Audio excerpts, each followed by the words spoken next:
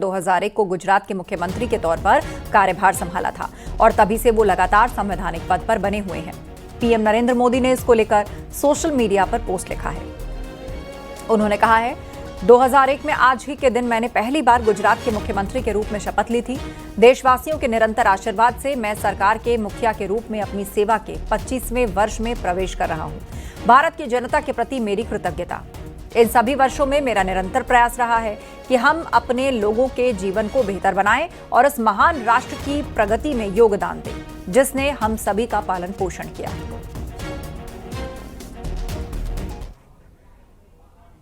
CM योगी ने PM Modi के राजनीतिक सफर को लेकर पोस्ट किया। एक्स पर पोस्ट करके उन्होंने लिखा है, भारत के अमृत काल के सारथी, सृजन के सूत्रधार और नवनिर्माण के संवाहक आदरणीय प्रधानमंत्री श्री नरेंद्र मोदी जी के यशस्वी मार्गदर्शन में एक भारत श्रेष्ठ भारत और गरीब कल्याण की संकल्पना साकार हो रही है। राष्ट्र साधना में रत आदरणीय प्रधानमंत्री जी के गौरवशाली 24 वर्ष गांव से लेकर गरीब, महिला, वृद्ध, किसान, नौजवान और वंचितों के जीवन में उत्तरोत्तर उन्नति को समर्पित रहे हैं। प्रधानमंत्री मोदी के दूरदर्शी मार्गदर्शन का ही प्रतिफल है कि देश में आर्थिक, सामाजिक, राजनीतिक उत्थान के साथ ही आमजन की आशाएं, आकांक्षाएं और अपेक्षाएं पूर्ण हो रही हैं। आज वंचित को वरीयता और गरीब का कल्याण नए भारत की नई कार्य संस्कृति बनकर उभरी है।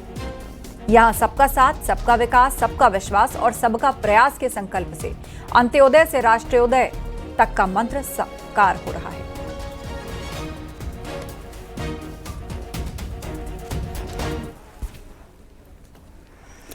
पीएम मोदी के राष्ट्र और जनसेवा को समर्पित 24 साल पूरे होने पर देश के गृह मंत्री अमित शाह ने भी सोशल मीडिया पर पोस्ट कर पीएम मोदी को बधाई दी है।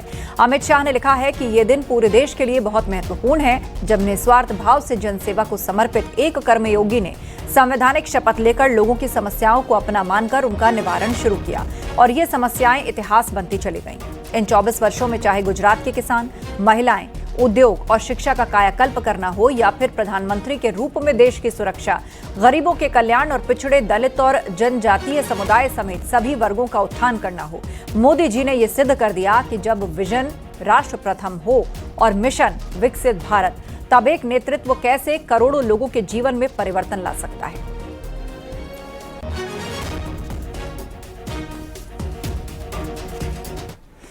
लखनऊ में महर्षि वाल्मीकि जयंती पर कार्यक्रम आयोजित हुआ और उस कार्यक्रम में सीएम योगी शामिल हुए। इस मौके पर मुख्यमंत्री योगी विपक्ष पर जमकर बरसे। उन्होंने कहा कि राम को गाली देने वाले वाल्मीकि का अपमान करते हैं। सीएम ने कहा कि वाल्मीकि ने ही श्री राम को मर्यादा पुरुषोत्तम के रूप में स्थापित किया। सीएम योगी ने यह भी कहा कि अयोध्या में एयरपोर्ट का निर्माण समाजवादी पार्टी ने नहीं किया और जब एयरपोर्ट महर्षि वाल्मीकि जी के नाम पर बना तो सपा ने इसका विरोध किया।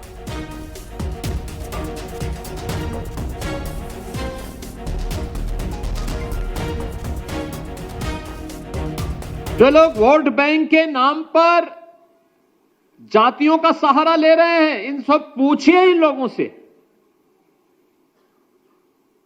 याद करिए 2012 में जब समाजवादी पार्टी की सरकार आई थी, इन्होंने सामाजिक न्याय के इन पुरोधाओं के बने हुए स्मारकों को तोड़ने की धमकी दी थी और तब भारतीय जनता पार्टी ने कहा था कि सामाजिक न्याय के पुरोधाओं के स्मारक को कोई तोड़ेगा तो उत्तर प्रदेश की जनता उसको तोड़ के रख देगी।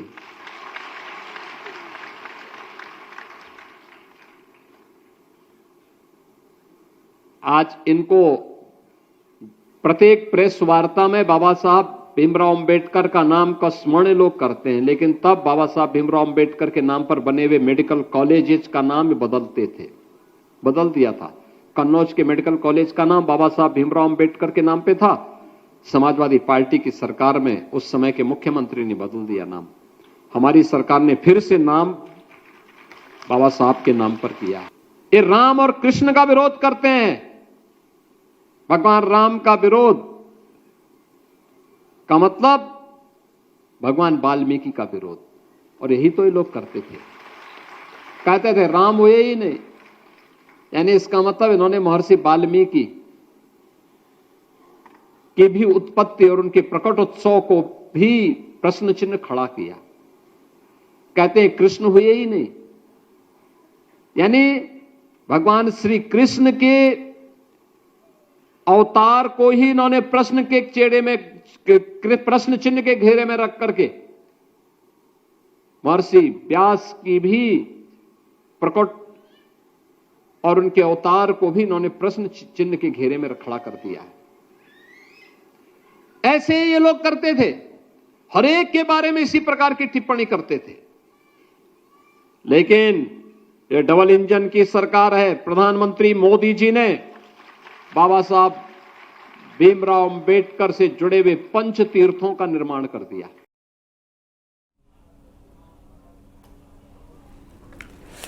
लोक गायकी में अपने सुरों के से समा बांधने वाली हैं बिहार की सबसे युवा लोक गायिका मैथिली ठाकुर, जो कि अब सियासत में पैर रखने जा रही हैं। जी हां, अपनी गायकी से करोड़ों दिलों पर राज करने वाली मैथिली अब बिहार की राजनीति में एंट्री कर रही हैं। मैथिली ठाकुर विधानसभा चुनाव में बीजेपी के टिकट पर चुनाव लड़ सकती हैं और चर्चा यह भी है कि मैथिली ठाकुर को बीजेपी दरभंगा के अलीनगर से चुनावी मैदान में उतार सकती है। हाल ही में बीजेपी बिहार प्रभारी विनोद तावड़े और केंद्रीय गृह राज्य मंत्री नित्यानंद राय ने मैथिली ठाकुर और उनके परिवार से मुलाकात की और जिसके बाद ये चर्चा काफी तेज हो गई। हालांकि चुनाव लड़ने की खबरों के बाद मैथिली ने भी अपनी बात रखी और कहा कि वो गीत संगीत के साथ सियासी सफर के लिए पूरी तरह से तैयार है। मैथिली ने कहा कि उन्होंने राजनीति में आने की कभी नहीं सोची, लेकिन सब कुछ इतनी जल्दी हुआ है, फिर भी वो नए सफर के लिए पूरी तरह से तैयार है।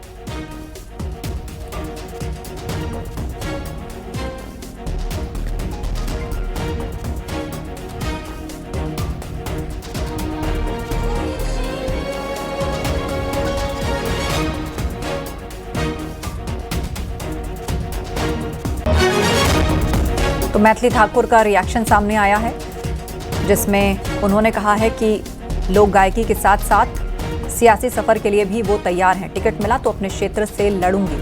विधानसभा चुनाव लड़ने की बात पर मैथिली खुश हैं। मधुबनी और दरभंगा से बीजेपी उन्हें मैदान में उतार सकती है। सियासी सफर के लिए पूरी तरह से तैयार, ये मैथिली ठाकुर का रिएक्शन है। इस चर्चा को और बल मिला जब उन्होंने विनोद तावड़े से मुलाकात की थी, उनके परिवार ने,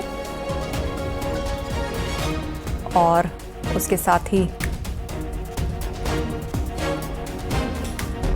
केंद्रीय गृह राज्य मंत्री नित्यानंद राय ने मैथिली ठाकुर और उनके परिवार से मुलाकात की। ये तस्वीरें सामने आई, जिसके बाद इस पर चर्चा और ज्यादा रही, इस पर बल और ज्यादा मिला कि बीजेपी उनको चुनावी मैदान से उतार सकती है।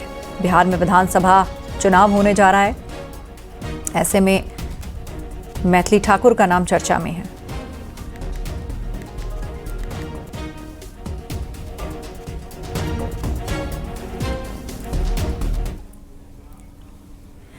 बिहार की सबसे युवा लोक गायिका मैथिली ठाकुर, जो अब अपनी सियासी पारी शुरू करने जा रही हैं, वो हमारे साथ लाइव जुड़ चुकी हैं। चलिए उनसे बातचीत करते हैं और जानते हैं कि इस तरह की जो चर्चाएं मीडिया में तैर रही हैं, क्या मैथिली ठाकुर वाकई चुनावी मैदान में उतरने जा रही हैं। और सीधे इस वक्त मैथिली ठाकुर हमारे साथ लाइव जुड़ रही हैं। बहुत बहुत स्वागत है मैथिली आपका न्यूज़ 18 पर। जी बिल्कुल, सब अपने आप हो रहा है, जैसे आपने बोला वही है, वही जो राम रचि रखा। तो एकाएक सभी जगह से यही बातें होने लगी और कहीं ना कहीं मुझे अच्छा महसूस हो रहा है कि मुझे इस लायक समझा जा रहा है कि मैं अपने क्षेत्र के लिए कुछ कर पाऊं। तो अभी कोई घोषणा नहीं हुई है, मैं उसके इंतजार में हूँ। जी, बीजेपी से आप टच में हैं मैथिली, बीजेपी से आप टच में हैं, आखिर कब से बातचीत चल रही? क्योंकि तस्वीर देखिए सोशल मीडिया पर है, विनोद तावड़े भी उसमें नजर आ रहे हैं, आप हैं, आपका पूरा परिवार है, बिहार में चुनाव होने जा रहा है। तो ये जो ऐसे खुलकर जो तस्वीर सामने आई, कब से आप संपर्क में हैं? कार्यक्रमों के सिलसिले में बहुत सारे लीडर्स से, अलग अलग पार्टीज के लीडर से बहुत मुलाकात होती है। मेरे अगर सोशल मीडिया पे बहुत सारे लोग जुड़े हुए हैं, सब जानते हैं कि मैं सबसे मिलती रहती हूँ, क्योंकि कार्यक्रम में ऑर्गेनाइजर्स मोस्टली वही होते हैं। तो बातें यही शुरू हुई। मुझे लगा कि ऐसा मजाक मजाक में बोल रहे हैं, मैं भी बहुत छोटी हूँ, मेरी समझ में भी कहाँ, मतलब ये बातें पिछले 1 साल से मुझे सुनाई दे रही थी कि मैथिली तो कर सकती है, लेकिन मुझे ये मजाक लग रहा था। लेकिन अभी पिछले कुछ समय से जिस तरीके से लोग सीरियस होकर इस बारे में बात करने लगे, तो मैं उस विचार से सोचने लगी और अभी मुझे लग रहा है कि मैं तैयार हूँ। जी, तो चुनाव को लेकर, सियासत में आने को लेकर ये सारी चीजें आखिर शुरू कहाँ से हुई? आपके मन में कुछ ऐसा था क्या, या फिर किसी ने आपको प्रोत्साहित किया या कहा कि भाई आपको सियासत में जाना चाहिए? और उसी दिन में नित्यानंद राय जी वहीं पर थे, उनसे भी मिले और बहुत अच्छा लगा उन दोनों से मिल करके। जो विजन जिस तरीके से वो बात कर रहे थे और जो उनके मन में मेरे प्रति जो एक पूरा आइडिया था, आदर सम्मान था, बहुत कुछ सब कुछ ऐसे लग रहा था कि अभी ये सही समय है। अगर मुझे इस लायक समझा जा रहा है, मेरे सामने में वो प्रस्ताव दिया जा रहा है, तो मैं जरूर आगे बढ़ना चाहूंगी। जी। तो मतलब प्रभु सेवा से लेकर जन सेवा की तरफ अब आप आगे बढ़ रही हैं। आप दोनों साथ साथ चलेंगे या फिर कुछ पीछे छूट जाएगा? क्योंकि एक जो लोक गायकी में आपका नाम है, लोग आपको उसी पहचान से पहले जानते हैं और उसके बाद सियासी सफर भी आप शुरू कर रही हैं। छूटेगा नहीं, यही मेरे लिए बहुत खास बात है कि मेरे गले से मैं कभी इस्तीफा नहीं दे पाऊंगी। जीवन भर मेरा समय मेरे पास है। मुझे मालूम है रियाज करते करते, ट्रैवल करते करते मैं ऑलरेडी टाइम मैनेजमेंट करते आई हूँ, तो कुछ भी हो जाए मेरा संगीत मेरे साथ रहेगा। चलिए, बहुत बहुत धन्यवाद मैथिली, और आगे के लिए ढेर सारी शुभकामनाएं हमसे बातचीत के लिए। खबरों में आगे बढ़ते हैं। बिहार के चुनावी मौसम में भोजपुरी स्टार अक्षरा सिंह ने बेगूसराय से बीजेपी सांसद गिरिराज सिंह से मुलाकात की और सोशल मीडिया पोस्ट पर तस्वीर शेयर करते हुए अक्षरा सिंह ने लिखा कि आज केंद्रीय मंत्री गिरिराज सिंह से शिष्टाचार मुलाकात और आशीर्वाद प्राप्त हुआ।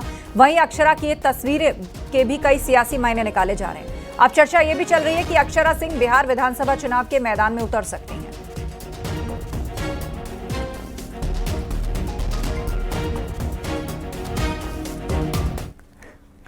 बसपा अध्यक्ष मायावती ने कांग्रेस और एसपी पर फिर से निशाना साधा। मायावती ने आरोप लगाया कि कांग्रेस और एसपी का रवैया द्वेषपूर्ण है। उन लोगों ने कांशीराम के मूवमेंट को कमजोर करने की कोशिश की है। मायावती ने यह भी कहा कि समाजवादी पार्टी ने कांशीराम नगर का नाम बदला। मायावती ने कहा कांग्रेस और एसपी से लोग सावधान रहें।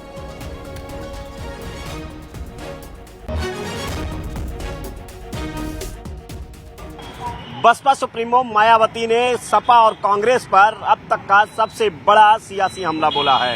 दरअसल बसपा सुप्रीमो मायावती ने सपा और कांग्रेस पर सीधे तौर पर आरोप लगाया है कि दलितों के प्रति इनका द्वेषपूर्ण रवैया रहा और अंबेडकर से लगाकर काशीराम तक का कांग्रेस ने विरोध किया। यही नहीं, समाजवादी पार्टी पर भी बसपा सुप्रीमो ने सीधे तौर पर द्वेषपूर्ण रवैये का आरोप लगाया है। दरअसल पीडीए के फार्मूले पर चल रही समाजवादी पार्टी और कांग्रेस को सीधे तौर पर बसपा ने निशाना साधा है और पीडीए के उस फार्मूले को कुंद करने की भी बसपा सुप्रीमो ने अपने बयान से कोशिश की है। लखनऊ में वाल्मीकि जयंती पर आयोजित कार्यक्रम में शिरकत करने आए डिप्टी सीएम ब्रजेश पाठक ने एक बार फिर कांग्रेस और सपा पर निशाना साधा। उन्होंने आरोप लगाया कि कांग्रेस पार्टी ने बाबा साहेब भीमराव अंबेडकर को चुनाव हराया और कांग्रेस कभी नहीं चाहती थी कि दलितों को नेतृत्व मिले। उन्होंने यह भी आरोप लगाया कि कांग्रेस और सपा दलितों की विरोधी रही है। जब भी सपा की सरकार रही, दलितों पर अन्याय अत्याचार किए गए। कहा है समाजवादी पार्टी और कांग्रेस ने हमेशा दलितों का विरोध किया है, काशीराम का विरोध किया है। सभी लोग जानते हैं कि कांग्रेस पार्टी ने बाबा साहब भीमराव अंबेडकर को जिस ढंग से ठगने का काम किया, उनके निजी सचिव को इनके खिलाफ लड़ा करके उनको हरा दिया। कांग्रेस पार्टी कभी नहीं चाहती थी कि बाबा साहब भीमराव अंबेडकर देश की सर्वोच्च सदन में पहुंचे, संविधान की रचना सबके लिए कर पाए। कांग्रेस पार्टी ने हमेशा दलितों के साथ, बाबा साहब के साथ धोखा करने का काम किया है। और समाजवादी पार्टी तो दलितों की प्रारंभ से ही विरोधी रही है। जब जब सपा की सरकार रही है, दलितों पर अत्याचार, अनाचार प्रदेश में बढ़े हैं। समाज कल्याण राज्य मंत्री असीम अरुण ने आई लव मोहम्मद विवाद को लेकर विपक्ष पर सवाल उठाए। उन्होंने कहा कि त्योहारों के पहले धर्म के आधार पर बांटने का खेल सबको दिख रहा है। उन्होंने कहा कि आई लव मोहम्मद बोलने में कोई परेशानी नहीं, लेकिन शक्ति प्रदर्शन के लिए जुलूस निकालना गलत है। उन्होंने आरोप लगाया कि समाजवादी पार्टी ने हमेशा दंगा करवाया है, लेकिन इस बार अखिलेश यादव की कोशिश विफल होगी। समाजवादी पार्टी ने हमेशा दंगे कराए। अभी हाल में देखिए, हिंदू त्योहार पर्व थे और एक आई लव मोहम्मद करके इन्होंने एक अकारण एक विवाद छेड़ा, जिसके खिलाफ कठोर कार्रवाई भी हुई। लेकिन ऐसे विवाद छेड़ना गलत है और जो भाव बाबा साहब ने हमको दिया, साथ रहने का, साथ जीने का, उसके विपरीत काम करते हैं। ऐसे लोगों को उत्तर प्रदेश की जनता पहचान चुकी है और उनको पहले भी सिरे से निकारा है। इस बार भी ऐसा ही होगा। बीजेपी बिरसा मुंडा की जयंती पर 15 नवंबर को यूपी में भव्य कार्यक्रम आयोजित करेगी। प्रदेश बीजेपी अध्यक्ष भूपेंद्र चौधरी ने आजादी की लड़ाई में बिरसा मुंडा के योगदान को याद किया और कहा कि हम बिरसा मुंडा के विचारों को लोगों तक पहुंचाएंगे। मुंडा के जयंती को लेकर बड़ा आयोजन आप लोग कर रहे हैं। निश्चित रूप से बिरसा मुंडा जी का जो जीवन है, जिस प्रकार से उन्होंने अंग्रेजों के खिलाफ स्वतंत्रता संग्राम में एक अग्रणी भूमिका निभाई, वो हमारे लिए एक ऐतिहासिक अवसर है। और आदिवासी समाज में जिस प्रकार से उन्होंने संघर्ष किया और देश की आजादी में बहुत बड़ा योगदान उन्होंने किया, उन सब विषयों को स्मरण करते हुए माननीय प्रधानमंत्री जी ने इस अभियान को प्रारंभ किया था। उनकी जयंती पर भारतीय जनता पार्टी जन जन तक के बीच में जाकर बिरसा मुंडा जी ने, जो भगवान बिरसा मुंडा जी ने जो हमारे देश के लिए, समाज के लिए काम किया, उनका योगदान है, हम जन जन तक ले जाएंगे। प्रदेश की राजनीति में इन दिनों आई लव पोस्टर्स का सिलसिला चल रहा है। अब बहुजन समाज पार्टी भी इस वॉर में कूद पड़ी है। लखनऊ में आई लव बीएसपी का पोस्टर लगाया गया, जो सोशल मीडिया और राजनीतिक गलियारों में चर्चा का विषय बन गया। ये पोस्टर बसपा सुप्रीमो मायावती की 9 अक्टूबर को लखनऊ में होने वाली महारैली से पहले लगाया गया। रैली पार्टी संस्थापक कांशीराम के परिनिर्वाण दिवस पर कांशीराम स्मारक पार्क में आयोजित होगी। मायावती खुद इसमें शिरकत करेंगी। पार्टी ने 5 लाख लोगों की भीड़ जुटाने का लक्ष्य रखा और कई सालों बाद हो रही सार्वजनिक रैली को 2027 चुनावों से पहले बड़ा शक्ति प्रदर्शन माना जा रहा है।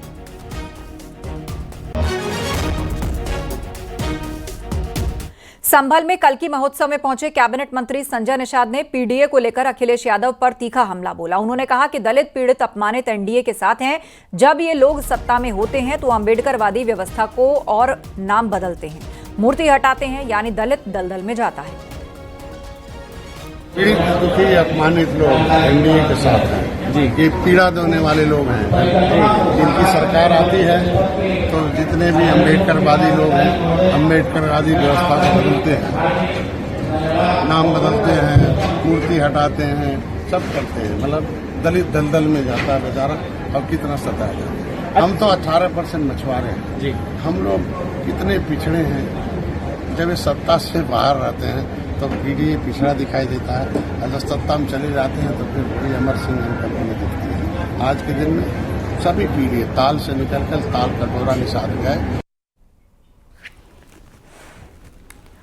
सांसद दुबे ने सोशल मीडिया पर पोस्ट कर लिखा कि राहुल गांधी समते कई सांसद जो विदेशों में स्टडी टूर पर जाते हैं, वो सरकार को जानकारी दिए बिना विदेश यात्रा कर रहे हैं। उन्होंने प्रधानमंत्री और गृह मंत्री से इस मामले में जानकारी लेने और उचित कार्रवाई करने की मांग की। निशिकांत दुबे ने एक ऐतिहासिक उदाहरण दिया। उन्होंने बताया कि 1986 में जब राजीव गांधी की सरकार थी तो बिना परमिशन के विदेशी दौरे की वजह से 2 केंद्रीय मंत्री चंदूलाल चंद्राकर और केपी सिंह देव को इस्तीफा देना पड़ा था।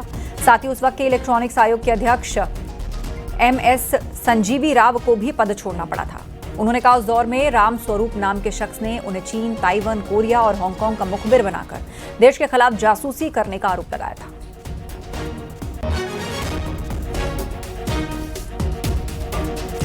वाराणसी में हिंदूवादी संगठन ने स्पीकर पर अजान के विरोध में अनोखा प्रदर्शन किया। हाथों में आई लव महादेव के साथ आई लव योगी के पोस्टर के साथ हनुमान चालीसा का पाठ किया। दरअसल ये विवाद मदनपुर से उठा, जहां स्पीकर पर हनुमान चालीसा बजाने पर मुस्लिम समाज से जुड़े कुछ लोगों ने पुजारी को धमकी दी, जिसके बाद हिंदूवादी संगठनों ने स्पीकर पर अजान बंद करने के लिए प्रदर्शन किया। मैदागिन के भारतेंदु पार्क में हिंदूवादी संगठन के लोगों ने हाथों में आई लव महादेव और आई लव योगी के साथ आई लव बुलडोजर के पोस्टर के लिए अपनी मांग रखी। शांतिपूर्वक हनुमान चालीसा का पाठ किया। प्रदर्शनकारियों ने स्पीकर पर आजान पढ़ने का विरोध जताते हुए मस्जिदों के स्पीकर्स को बंद कराने की मांग की।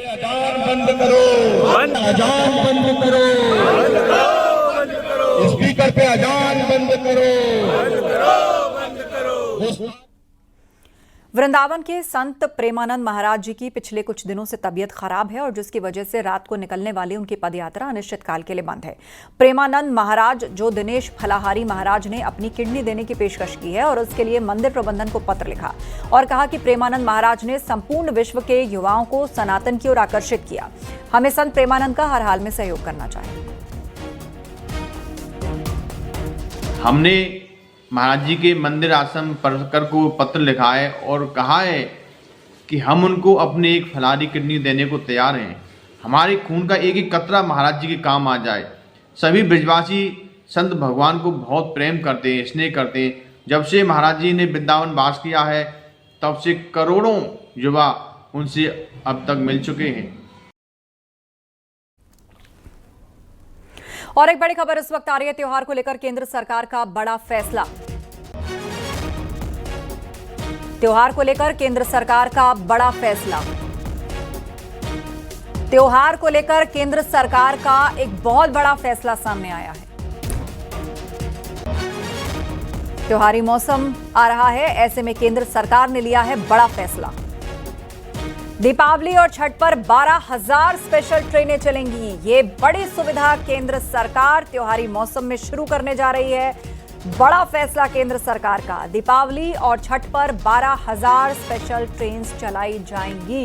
दीपावली और छठ दो बड़े महापर्व आने वाले हैं और ऐसे में लोग एक स्थान से दूसरे स्थान पर जाते हैं, अपने घरों को लौटते हैं, त्योहार मनाने के लिए छुट्टियां लेकर जाते हैं। तो ऐसे में रेलवे अपनी तरफ से तैयारी दुरुस्त कर रहा है। 12,000 स्पेशल ट्रेन इस खास मौके पर चलाई जाएंगी। केंद्र सरकार ने यह फैसला लिया है। त्योहार को मद्देनजर दीपावली और छठ पर 12,000 स्पेशल ट्रेन चलेंगी।